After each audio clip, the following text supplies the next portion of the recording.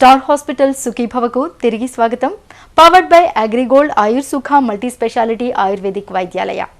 నోరు మంచిదైతే ఊరు మంచిదవుతుందని మన సామెత నిజమే.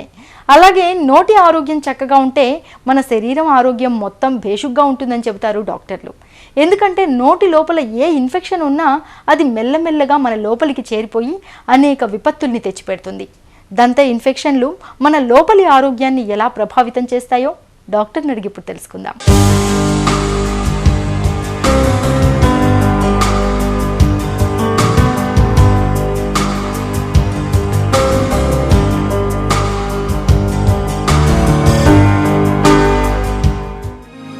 దంతాల్లో ఇన్ఫెక్షన్లు పక్క ప్రాంతాలకు వ్యాపిస్తాయా? మామూలుగా దంతాల్లో ఏమన్నా పుచ్చు వల్ల ఇన్ఫెక్షన్ అట్లా ఉంటే అది మా పేషెంట్ ఇగ్నోర్ చేస్తూ ఉంటారు. తర్వాత పేషెంట్కి పెయిన్ వచ్చినప్పుడు అంతవరకు పెయిన్ కిల్లర్స్ తీసుకుని వదిలేస్తూ ఉంటారు.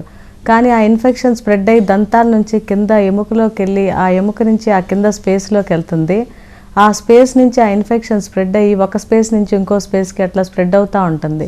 సో పేషెంట్కి వాపు అవన్నీ వచ్చినప్పుడు అప్పుడు కంగారు పడి దంతవైద్యుడి దగ్గరికి వస్తూ ఉంటారు.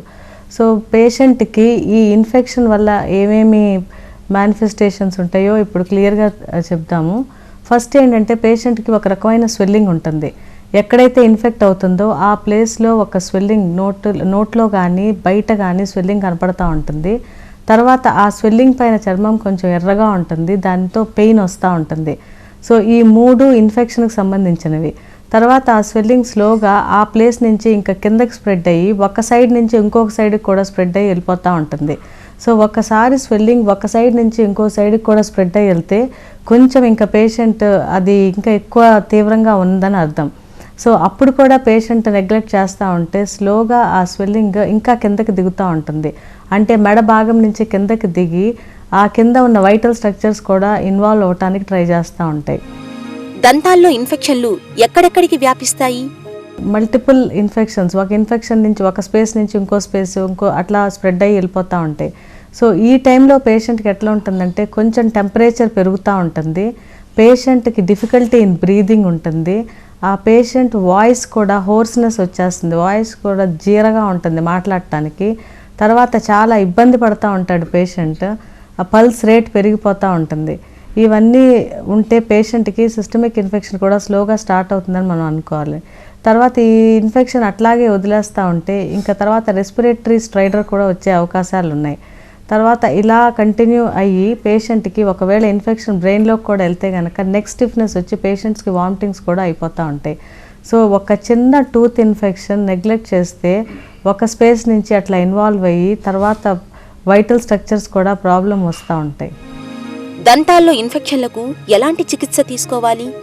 సాధారణంగా పేషెంట్కి క్యావిటీ ఫామ్ అయినాక పేషెంట్ ఇమీడియట్గా దంతవైద్యుడి దగ్గరికి వెళ్ళి దానికి సంబంధించి ట్రీట్మెంట్ తీసుకుని ఫిల్లింగ్ చేసేసుకోవాలి. ఒకవేళ కనుక అట్లా చేయకపోతే ఆ క్యావిటీ లోపల డీప్ పల్ప్లోకి వెళ్ళిపోతుంది. ఆ డీప్ పల్ప్లోకి వెళ్ళిపోయినప్పుడు ఆ పల్ప్లోని ఇన్ఫెక్షన్ స్ప్రెడ్ అవుతుంది. సో పేషెంట్కి ఎప్పుడైతే పెయిన్ వస్తుందో ఇమీడియట్గా దంతవైద్యుడిని సంప్రదించాలి. సో పేషెంట్ పెయిన్ ఉన్నప్పుడు టెంపరీగా ఏమన్నా మందులు తీసుకుని ఆ పెయిన్ సబ్సైడ్ అయ్యే వరకు వదిలేస్తే ఆ లోపల ఇన్ఫెక్షన్ ఆ పన్ను నుంచి కింద ఎముకలోకి వెళ్తుంది. సో కొంతమంది పేషెంట్లు కొంచెం పెయిన్ థ్రెషోల్డ్ చాలా ఎక్కువ ఉంటుంది కాబట్టి వాళ్ళు పెయిన్ ఉన్నా కూడా నెగ్లెక్ట్ చేస్తూ ఉంటారు. తర్వాత ఆ ఎముకలోన ఇన్ఫెక్షన్ కొన్నిసార్లు ఎముక నుంచి మళ్ళీ లోపల నోట్లోకి సైనస్ ద్వారా వస్తూ ఉంటుంది. సో కంటిన్యూస్గా పస్ ఆ సైనస్ నుంచి వస్తూ ఉంటుంది. సో పేషెంట్ ఎప్పుడైనా సరే నోట్లో ఏదైనా పస్ డిశ్చార్జ్ కానీ ఏదైనా నోటీస్ చేసి ఆ పన్ను పైన క్యావిటీ ఉంటే ఇమీడియట్గా దంతవైద్యుని సంప్రదించి దానికి తగినటువంటి ట్రీట్మెంట్ తీసుకోవాలి. ఒకవేళ ఇట్లా సైనస్ లేకుండా ఆ పన్ను ఎముకలోకి ఇన్ఫెక్షన్ వెళ్తే పేషెంట్కి వాపు వస్తూ ఉంటుంది. ఆ వాపు వచ్చినప్పుడు వెంటనే దంతవైద్యుడిని సంప్రదించి అది తగ్గటానికి ట్రీట్మెంట్ తీసుకుని తర్వాత ఆ పన్ను దంతవైద్యుడి ప్రకారం ఉంచాలా తీయించేసుకోవాలా అనేది డిసైడ్ చేసుకోవాలి. ఇవన్నీ చేయకుండా అట్లా వదిలేస్తే తర్వాత ప్రాణాంతక